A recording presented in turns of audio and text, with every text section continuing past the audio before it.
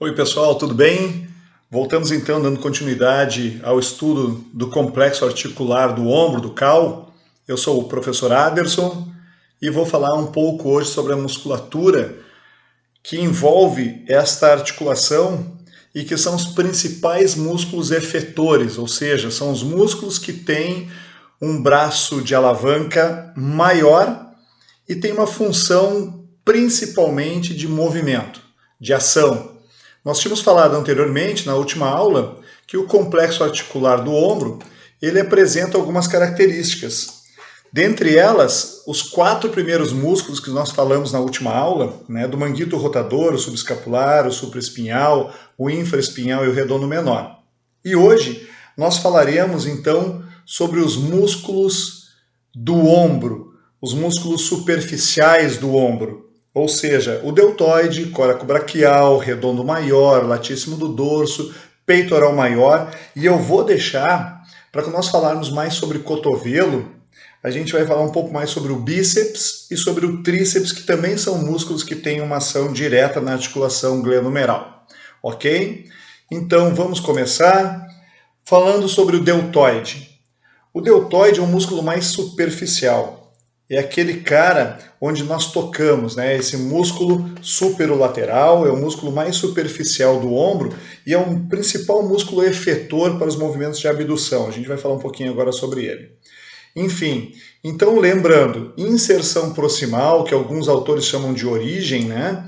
A inserção proximal do deltoide, ele se dá nas suas fibras anteriores, na face anterior e superior da clavícula, ou seja, nesta região superior e anterior da clavícula, no seu terço lateral. Medialmente, a porção do deltoide ele é inserido na borda lateral do acrômio, ou seja, nesta região aqui que eu estou destacando. E posteriormente, então, nós temos esta vista posterior, né? Lembrando, esta vista posterior é a vista dorsal e esta vista anterior é a vista costal. Então, a vista posterior ela apresenta a inserção na borda inferior da espinha da escápula, ou seja, o deltoide ele recobre esse cíngulo escapular de uma maneira bastante abrangente. E a inserção distal dele se dá aqui na tuberosidade deltoide do húmero. Essa tuberosidade, essa proeminência óssea que se dá bem no meio do húmero, ela é o ponto de ligação da inserção distal do deltoide. Ok? Então, este músculo ele tem como algumas características o grande volume, né? Porque é um músculo de grande volume e muito forte também, ele é um principal músculo efetor para os movimentos do ombro, principalmente de abdução, desculpa. Então, enquanto ação, a porção anterior do deltoide, nós podemos visualizá-la aqui, ó, muito próximo ao peitoral maior, ele promove a flexão, promove a abdução, o movimento lateral, a flexão é o movimento anterior, onde nós promovemos, então, esse movimento anterior no plano sagital, sobre um eixo lateral. Ele realiza a abdução e rotação medial do braço, ou a rotação medial do húmero.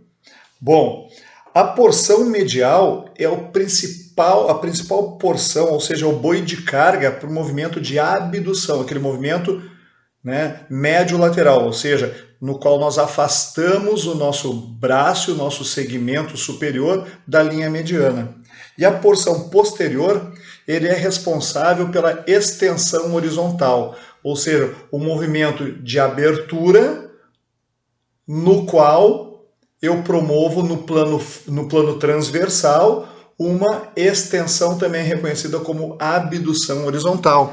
Ajuda na abdução do ombro e na rotação lateral, na rotação externa. Então, quando eu promovo um movimento de abdução horizontal com rotação externa, estou potencializando a ação do deltoide posterior. Bom, mas isso depois a gente vai falar um pouco mais de abrangência, quando falarmos um pouquinho mais sobre a biomecânica e a cinesiologia da articulação glenomeral. Um outro músculo é o coracobraquial, ou seja, ele tem como inserção proximal o processo coracoide. Lembra aquele músculo onde nós também temos a inserção do peitoral menor, que sai daqui e vai para a terceira, quarta e quinta costelas? Pois é, mais lateralmente eu tenho então o córaco braquial, córaco do processo coracoide, braquial até o osso do braço, até o húmero.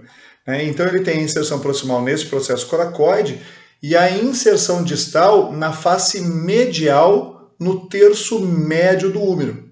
Ou seja, este é um músculo, ele tem uma função fundamental também para a adução horizontal, ou seja, ele é um músculo antagonista para o movimento de adução e abdução horizontal em relação ao deltoide posterior. Mas ele é um músculo agonista para o movimento de flexão junto ao deltoide anterior. Nota que bacana, né? Um músculo ele pode ser agonista, sinergista, antagonista, enfim, ele pode ter funções conforme a sua necessidade, conforme a sua solicitação, ok? Então ele é um músculo flexor, adutor, principalmente quando nós partimos de uma abdução, e adutor horizontal do ombro. Aí vem esse grande músculo chamado latíssimo do dorso, né? Antigamente se chamava ele de grande dorsal. O latíssimo do dorso, ele tem uma inserção proximal, esse vasto músculo aqui, ó. Então ele começa a sua inserção proximal lá na T7, lá nas vértebras, na apófise espinhosa da T7. Ele corre por toda a coluna, né, de T7 a L5, ele faz parte, então ele tem inserção sobre a poneurose tóraco-lombar, esta região tóraco-lombar ou dorso-lombar, crista sacral, principalmente a crista sacral mediana, e a crista ilíaca posterior, ou seja, ele tem inserção sobre a coluna e sobre a pelve. Então ele tem ação, sim, fortalecimento ou enfraquecimento desta musculatura do latíssimo do dorso, tem uma ação direta também no posicionamento pélvico, ok? Além de ter inserção sobre as terceira, quarta e últimas costelas. Enquanto inserção distal, ele se encontra lá no sulco intertubercular. Eu não canso de repetir que nós temos o tubérculo maior, o tubérculo menor e a fossa bicipital ou fossa intertubercular. Então este músculo ele passa por baixo da axila, ele tem um direcionamento ínfero-superior e médio-lateral e se insere lá no húmero. Se ele passar, é por isso que é importante nós estudarmos os planos e os eixos, porque se ele tivesse um direcionamento que passasse pelo lado externo, ele seria um rotador externo, né? Mas como ele passa por baixo da axila, quando ele contrai, ele tem uma grande tendência a promover uma rotação interna. Então, como ação, o latíssimo do dorso, ele é um extensor, ele promove a extensão na glândula humeral, ele promove uma adução na glândula humeral, e é por isso que quando as pessoas fazem exercício de puxada aberta, ou puxada fechada, ou nós estamos trabalhando na extensão ou na adução do húmero, e por consequência ele é um dos bois de carga, se não o principal músculo efetor, né? Mas ele também promove uma rotação medial do braço, uma rotação medial do húmero. Enquanto bilateralmente, quando ele trabalha dos dois lados, quando a gente está trabalhando e onde nós temos a porção superior fixa e a porção inferior móvel, ele é um extensor e um hiperextensor da coluna. Então ele não atua somente sobre o nosso braço, sobre a nossa glândula humeral, mas ele atua também sobre a nossa coluna dorso-lombar. Ok? Bom, falando no latíssimo do dorso, ele tem o irmão mais novo. Ou seja, por que eu brinco com o irmão mais novo? Porque as ações do redondo maior são exatamente as mesmas sobre a glândula humeral que o latíssimo do dorso. Então, se você pensar em redondo maior, poxa, o que ele faz? Deixa eu pensar aqui, o que ele faz? Lembra do latíssimo do dorso que o redondo maior faz a mesma coisa, só não atua sobre a coluna diretamente, né? Então, este cara, ele tem uma inserção proximal no terço inferior da superfície posterior da borda lateral da escápula, ou seja, nesta porção distal aqui da escápula, ok? E ele tem uma inserção distal no lábio medial do sulco intertubercular. Lembra que o latíssimo do dorso ele se encontra um pouquinho mais medialmente, então tem um braço de alavanca um pouquinho maior? Pois é, o redondo maior também, ele tem uma inserção muito próxima ao do latíssimo do dorso. O que isso ocasiona? Rotação medial, extensão e adução do braço. Porém, quando nós falarmos sobre biomecânica, quando a gente falar um pouquinho mais sobre estas funções, sobre cinesiologia, nós veremos que a ação do redondo maior, devido à escápula estar em translação, está promovendo movimentos de rotações, ele tem uma potencialização aumentada quando nós conseguimos estabilizar a escápula. Mas isso é um papo para um outro momento, uma outra aula, ok? Se vocês quiserem, é evidente, né? Músculo peitoral maior. Vocês já viram que o peitoral menor, ele tem ação na depressão da escápula, né? Vocês viram com tuba o que o peitoral maior ele promove. Ele é um músculo inspiratório também, com uma inspiração forçada, porque daí ele leva a terceira, quarta e quinta costelas. Mas quem tiver alguma dúvida, volta lá, vê o vídeo que o professor Luiz Fernando, que o tuba, ele desenvolveu para vocês. E o peitoral maior é um músculo mais superficial. O que esse cara faz, né? Qual é a inserção? Da onde que ele vem e da onde que ele vai? Ele tem principalmente duas porções, a porção clavicular, aquela que está inserida na clavícula, e a porção externo-costal, que se insere, então, no osso externo, nas cartilagens costais. Então, deixando um pouco mais detalhado, a inserção proximal do peitoral maior, a porção clavicular, se encontra na face anterior dos 2/3 mediais, ou seja, mais próximo aqui do externo. Aqui você nota a clavícula, né? E a junção que teria aqui com o manúbrio. Então, nas primeiras aulas que nós falamos sobre estas estruturas que formam o cíngulo ou a cintura escapular. A porção external, ela vai do externo, 6 cartilagens costais superiores e a aponeurose do músculo oblíquo externo, ou seja, ele tem então uma inserção que é uma inserção móvel, né? Porque a aponeurose do oblíquo externo, ela não é um osso, não é fixa, então também é um tecido conjuntivo que se modifica conforme a solicitação e conforme a posição.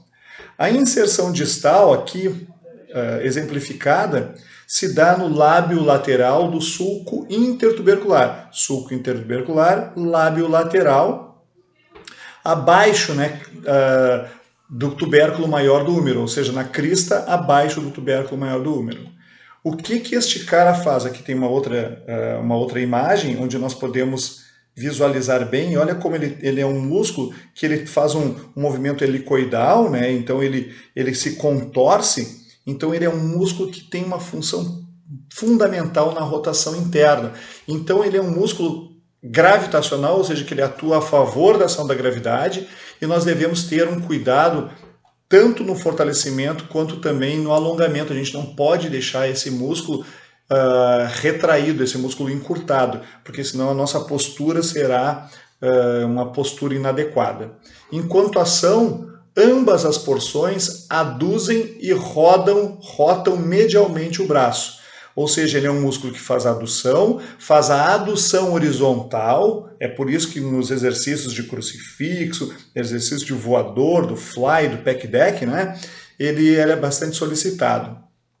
A porção clavicular, por sua vez, ele flexiona o braço. Então, tanto em pronação quanto em supinação, essa musculatura do peitoral maior, ela entra em ação. Claro que quando nós promovemos uma flexão em pronação, nós também jogamos um pouco mais de sobrecarga para o deltoide anterior, e quando nós promovemos essa flexão em supinação, a gente joga a sobrecarga para o bíceps braquial, para o coraco braquial de uma maneira bastante importante. Mas lembrando, a ação do peitoral maior é uma ação de flexão, adução horizontal e rotação interna.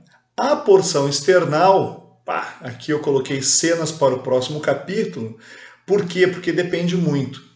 Se eu estou em uma flexão do ombro acima de 90 graus, ele se torna um extensor, mas isso depende muito do posicionamento do meu braço, ou seja, se eu estou em rotação externa, se eu estou em rotação interna, se eu estou com o meu antebraço supinado ou pronado. Então, dependendo muito, este cara, a porção external, ela tem funções diferentes dependendo da sobrecarga e da solicitação. Ok? Novamente, quando nós falarmos um pouco mais sobre cinesiologia e biomecânica, nós vamos falar muito sobre peitoral maior. Né? E aí a gente consegue